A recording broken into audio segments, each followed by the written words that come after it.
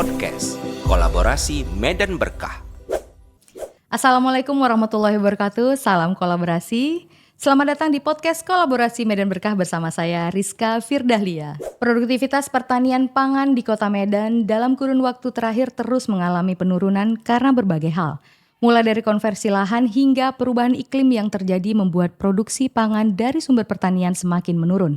Jika keadaan ini terus berlangsung, Kota Medan akan dapat menjadi kota rawan pangan dan bisa berdampak pada sektor lainnya seperti stunting dan bertambahnya gas emisi rumah kaca. Lalu bagaimana solusinya? Sudah hadir bersama kita di sini Kepala Dinas Ketahanan Pangan Pertanian dan Perikanan Kota Medan, Bapak Gelora Kurnia Putra Ginting, SSTPMM, yang akan berbincang terkait inovasi-inovasi apa saja yang dilakukan Dinas KP3 Kota Medan. Selamat sore, Pak. Selamat sore, Bu Ika. Iya, gimana kabarnya hari ini, Pak? Luar biasa. Baik, terkait hal tersebut. Nah, sebelumnya boleh nggak dijelaskan sebenarnya apa sih yang dimaksud dengan kondisi rawan pangan, Pak?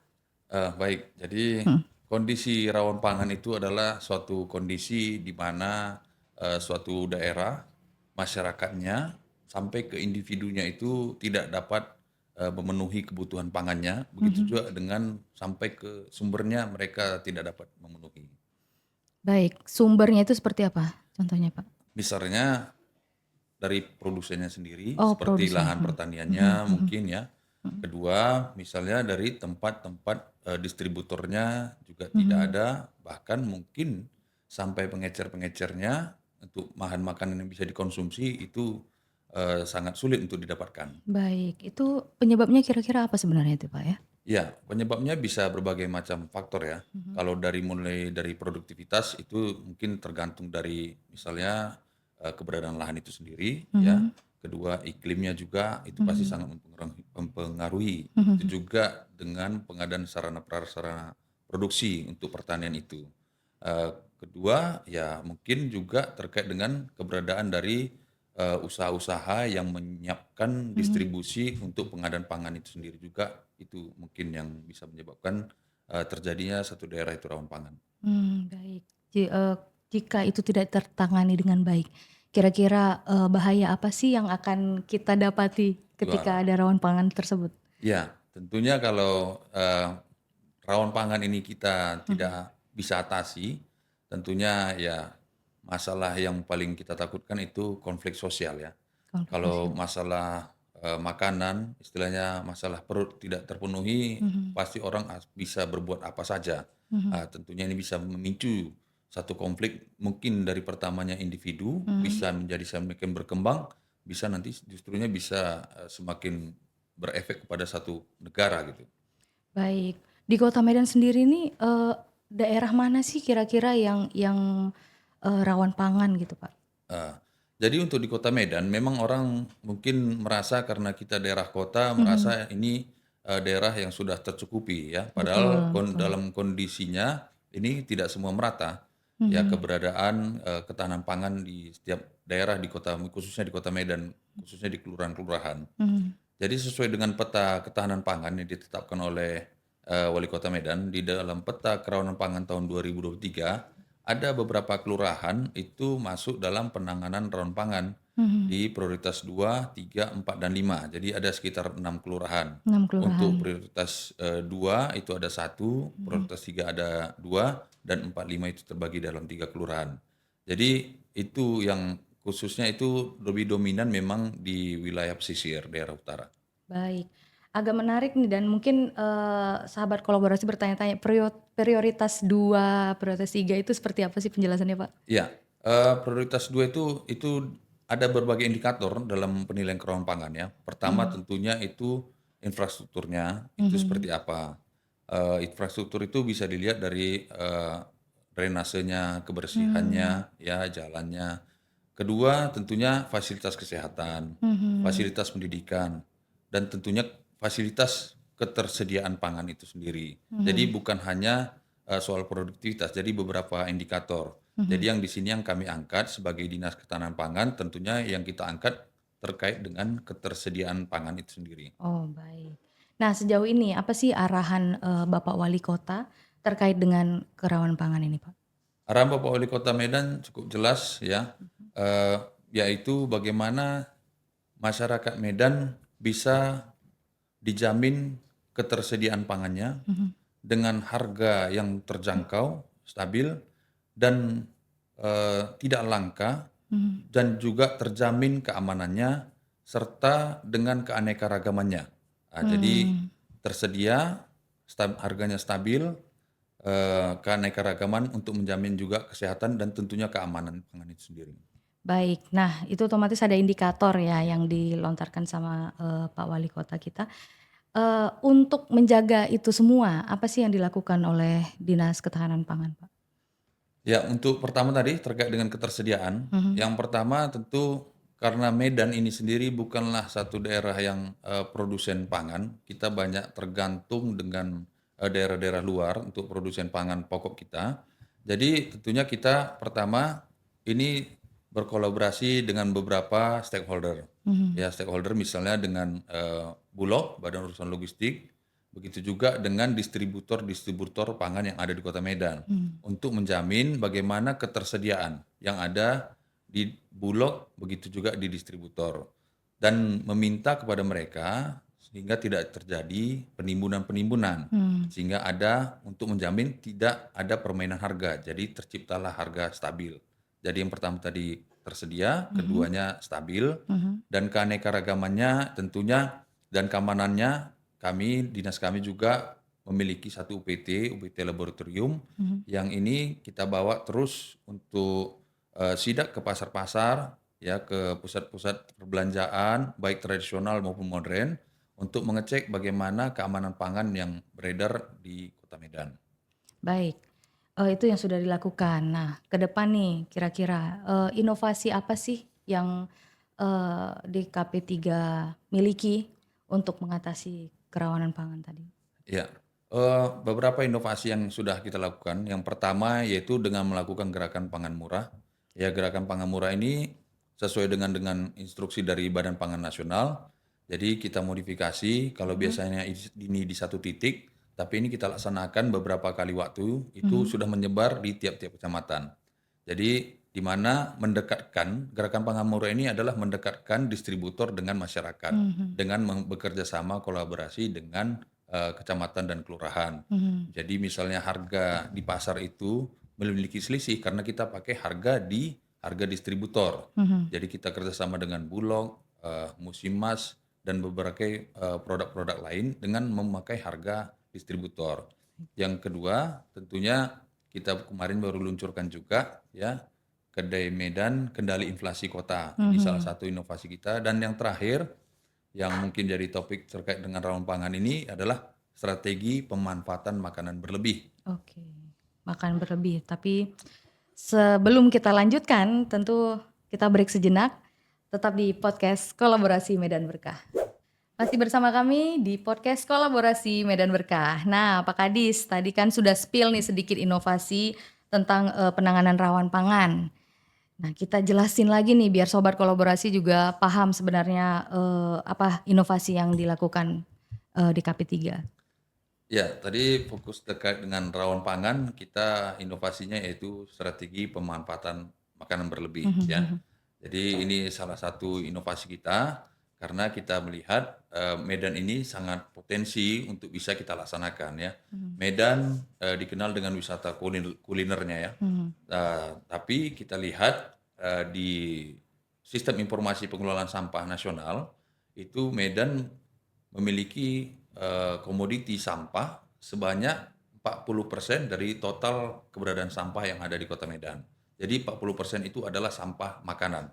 Makanan berlebih itu apa sih definisinya, Pak? Maksudnya biar tahu tuh apa aja yang menjadi makanan berlebih yang ada di Kota Medan ini. Ya, makanan berlebih ini adalah makanan yang sudah diproduksi, ya, sudah diolah untuk harusnya dikonsumsi, tapi tidak dikonsumsi diakibatkan karena mungkin tidak ada yang membeli, ya, atau kedua mungkin prasmanan tidak ada yang mengambil dan masih ada sisanya yang masih layak dikonsumsi, tapi kemudian berakhir ke tempat pembuangan akhir ataupun menjadi sampah. Jadi kita hitung berapa berapa sumber daya yang sia-sia, ya, sia-sia karena kita melakukan perilaku yang demikian rupa. Jadi ini yang kita perhitungkan. Kalaulah ini bisa dimanfaatkan, tentu yang seharusnya tadi ke tempat sampah, ini bisa memberi makan kepada orang-orang yang membutuhkan. Baik, ini menarik sih Pak Kadis. Konkretnya nih, alurnya seperti apa sih nanti inovasi ini akan berjalan Pak Kadis? Ya, jadi untuk strateginya yaitu kita memanfaatkan pengusaha-pengusaha kuliner yang ada di Kota Medan. Kita tahu Medan tadi disebutkan wisata kuliner, banyak pengusaha kuliner. Tapi di satu sisi ini banyak juga menjadi sampah. Di sisi lainnya juga kita lihat seperti peta kerawanan pangan tadi yang disampaikan, ada 6 kelurahan masuk di dalam daerah rawan pangan, prioritas 2, 3, 4, dan 5. Jadi ini yang kita mau sambungkan ya, bagaimana pengusaha kuliner tadi ini bisa sampah makanan, bukan sampah, maaf, makanan berlebihnya yang tadi menjadi sampah ini bisa tersalurkan ke daerah-daerah rawan pangan. Ini titik awalnya. Nanti bisa juga dimanfaatkan ke daerah-daerah ataupun ke masyarakat atau komunitas yang membutuhkan makanan. Jadi tidak semua yang diproduksi itu terbuang, pertama tidak menjadi sampah, kedua bisa disalurkan ke tempat yang lebih tepat. Nah, ketika itu dilakukan, itu seperti apa sih jalannya gitu? Maksudnya apakah DKP 3 sudah memiliki perjanjian misalnya dengan pengusaha kulinernya atau seperti apa itu? Ya. Jadi kami kemarin beberapa waktu lalu sudah melakukan pertemuan dengan beberapa hotel yang bersedia. Ya, jadi kita harapkan ini bisa jadi satu bantu loncatan, nanti bisa ditiru kepada pengusaha-pengusaha yang lain. Jadi sudah ada hotel yang kita mau kerjasama, dan dengan PHRI kita juga sudah MOU, untuk bisa mensosialisasikan ini kepada seluruh anggota PHRI. Jadi sambutan yang baik dari semua manajemen hotel terkait dengan program ini. Jadi selama ini mereka menyampaikan bahwa banyak selama ini yang mereka lakukan berlebih dan menjadi sampah, ya, terbuang. Yang kedua, mungkin mereka melakukan sendiri kegiatan sosial yang berlebih, mereka salurkan ke sekitar mereka. Jadi dengan program ini, yang pertama tentunya tidak menjadi sampah, itu sudah kita satu bahasa dengan mereka. Mereka juga tidak ingin makanan yang diproduksi menjadi sampah. Kedua, mereka juga tidak ingin yang menerima yang berlebih ini hanya sekitar mereka terus-menerus. Oke. Jadi bisa dikembangkan ke daerah yang lebih membutuhkan. Terutama daerah yang rawan Rawan pangan pangan, tadi. ya. Ini kira-kira kapan dijalanin inovasi ini Pak? Ya, jadi untuk yang 6 hotel ini sudah mulai berjalan. Sudah Ya. berjalan. Dari kita daftarkan juga, kita juga ciptakan satu aplikasi namanya manajemen konsumsi pangan. Jadi di manajemen konsumsi pangan itu ada hitung pangan. Jadi kalau Ibu Ika misalnya mau makan, mau menghitung berapa nilai protein, kalori, dan lain sebagainya, itu bisa Bisa di aplikasi dilihat, itu. didaftarkan nanti. Kedua juga terkait dengan pemanfaatan berlebih ataupun namanya food waste. Jadi di situ harus kita daftarkan. Jadi yang mau jadi supplier itu harus daftar melalui kami sebagai admin. Juga yang menerima manfaat juga harus daftar melalui kami. Kenapa? Karena kita tidak ingin nanti misalnya yang supplier ini mereka, kita harus lihat bagaimana kondisinya mereka, apakah mereka layak menjadi supplier. Itu kan kita harus lihat. Jangan sampai nanti sudah mereka beri ternyata makanan mereka sendiri tidak layak untuk menjadi supplier. Begitu juga dengan penerima manfaat, kita juga harus lihat apakah mereka layak untuk menerima manfaat yang sudah diberikan supplier. Nah, agak sedikit menarik juga nih Pak soal kelayakan supplier tadi. Itu ada syarat-syarat tertentunya nggak? Kira-kira bagaimana DKP 3 itu menilai bahwa suppliernya itu layak apa tidak? Ya, tentunya di dinas kami ada satu bidang namanya bidang penganekaragaman dan keamanan pangan. Jadinya kalau nanti ada yang bermohon, ya kita akan cek ke lapangan bagaimana kondisi usahanya, ya, kondisi tempat produksi makanannya. Jadi selama ini juga kita sudah lakukan seperti itu, ya. Tapi belum digandengkan dengan program ini. Jadi kalau memang dianggap sudah layak, itu bisa kita daftarkan akunnya. Otomatis ya nilai gizinya juga terjaga Ya, masih betul. tetap seperti kebersihannya gitu ya. Kebersihannya, ya. Nah, itu tadi dari segi supplier. Nah, segi penerimanya Ya. itu apa syarat-syaratnya sampai diterima sebagai penerima manfaat tadi, Pak? Ya, tentu penerima manfaat ini yang pertama sesuai dengan yang ada di data kita dan target pertama kita adalah daerah rawan pangan. Mhm. Jadi kemarin kita sudah undang para camat dan lurah yang termasuk dalam daerah rawan pangan dan mereka menyambut positif. Mhm. Dan kita data mana-mana rumah tangga yang nantinya akan menjadi penerima manfaat daripada si supplier. Ini yang pertama. Kedua tentu kita kolaborasi juga dengan dinas sosial, di mana kita tahu data-data penyandang kesejahteraan sosial ini ada di dinas sosial. Betul. Ya termasuk komunitas-komunitasnya. Jadi kita kolaborasi nanti untuk program berikutnya bisa mengarah ke komunitas-komunitas, begitu juga data penyandang kesejahteraan sosial yang ada di Kota Medan. Artinya diharapkan inovasi yang DKP3 lakukan ini betul-betul tidak membuang makanan, Ya, kemudian makanan yang bermanfaat juga untuk orang banyak. betul Nah, ya. sampai saat ini pasti ada kendala nih Pak. Ya. Apa kira-kira kendalanya Pak? Yang pertama tentunya ya soal kepercayaan ya. Mhm. Karena yang eh, para supplier sendiri seperti saya sampaikan tadi, mereka secara mandiri mungkin ya sudah melakukan pemanfaatan makanan berlebih yang diproduksi. Namun ya belum tepat sasaran Mhm. karena kebanyakan hanya di seputaran. Kalau terus-menerus seputaran mungkin kan jadi mubazir juga. Bahkan Mhm. mungkin yang menerima pun merasa ini lagi gitu. Iya betul. Jadi kita lebih sebarkan cakupannya.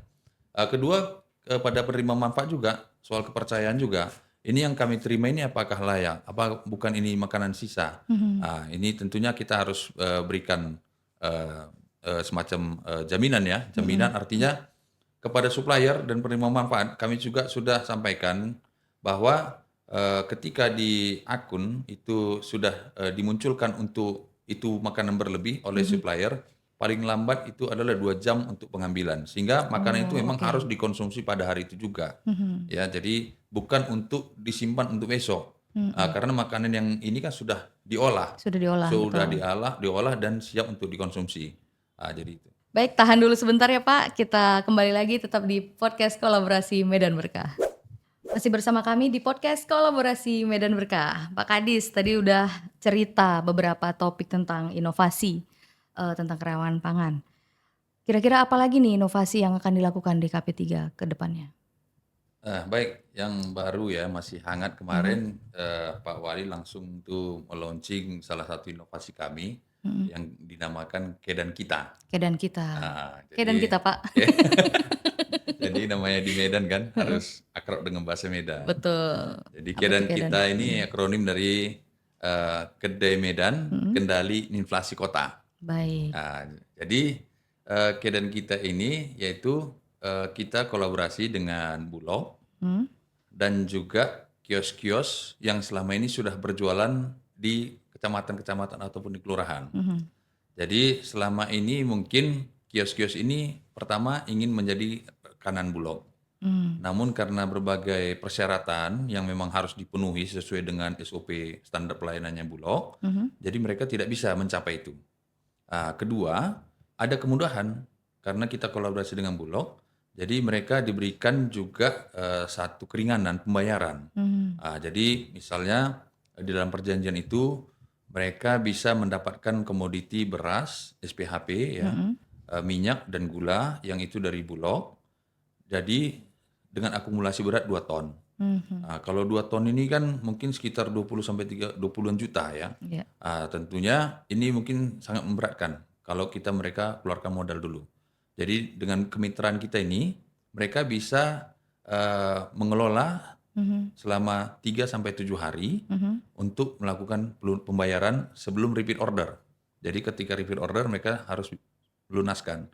Tentu Mhm. ini sangat memudahkan bagi kios-kios yang selama ini mereka mungkin belum ada menjual beras Mhm. atau mungkin terkendala menjual minyak dan gula karena modal, begitu juga karena tadi belum memenuhi persyaratan administrasi dari Bulog. Jadi ini terbantu. Mhm. Jadi saat ini kita sudah bekerja sama kemarin setelah di launching sudah ada 13 kios pangan di kecamatan yang mendaftar dan kita harapkan nanti eh, dengan testimoni yang mereka sudah berjalan, Mhm. ya kita harapkan ini semakin banyak. Semakin banyak nanti kios-kios yang ikut dalam program Kedan Kita. Hmm. Begitu juga tentunya semakin banyak juga distributor yang bisa kita ikut bekerja sama. Mhm. Tidak hanya Bulog, bisa saja mungkin dari Musimas Hmm. untuk minyak premiumnya, bisa juga mungkin dari RNI untuk mungkin daging ayamnya dan lain sebagainya. Produsen-produsen lainnya Iya. bisa bergabung juga Ya, jadi mitra. Baik, selain itu apa lagi Pak kira-kira? ya. Selain itu kita kemarin juga ya pemanfaatan lahan tidur ya, lahan tidur dan pekarangan. Ya kita tahu kemarin melalui kolaborasi dengan PKK Kota Medan, salah satu kelurahan di brand Bengkel Baru, Medan Timur itu mendapatkan juara 1 tingkat provinsi, artinya PKK. Artinya memanfaatkan lahan pekarangan atau lahan tidur. Jadi ini kita support bagaimana supaya lahan tidur ataupun lahan pekarangan ini bisa menjadi satu tempat produktivitas untuk pangan, ya produsen pangan. Walaupun memang untuk kebutuhan keluarga ataupun warga sekitar.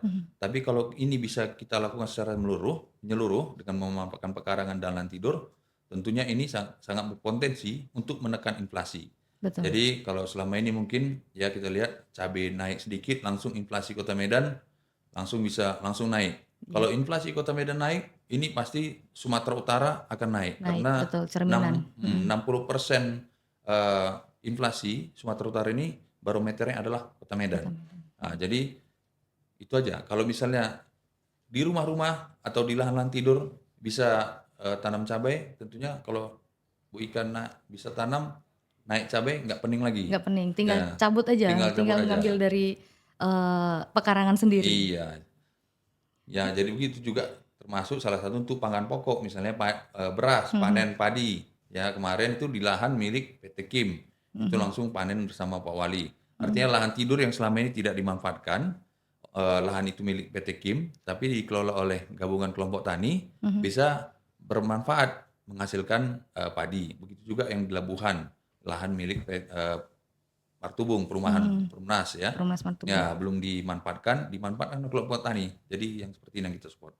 Baik, ini banyak sekali inovasi yang dilakukan DKP 3. Nah, dari inovasi-inovasi tersebut nih, kira-kira apa sih harapan Bapak ke depan dengan hadirnya inovasi-inovasi DKP 3 ini, Pak? Ya, tentunya dengan hadirnya inovasi ini kita berharap tentunya ya kepada masyarakat Kota Medan, pemerintah Kota Medan terus bisa bekerja keras untuk menjamin ketersediaan pangan yang ada di Kota Medan.